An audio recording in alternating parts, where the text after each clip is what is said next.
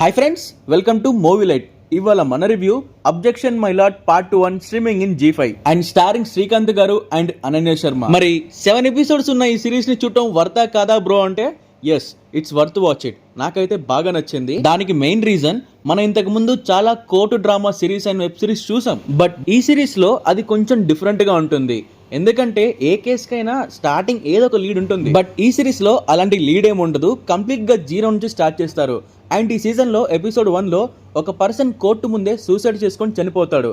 And ఆ చనిపోయిన వ్యక్తి కోసం మన శ్రీకాంత్ ఆ కేసుని టేక్ ఓవర్ చేసి ఎలా కేసుని గెలిచాడన్నదే ఈ సీజన్ అంతా ఉంటుంది. ఓవరాల్ గా 7 ఎపిసోడ్స్ ఉన్నాయి.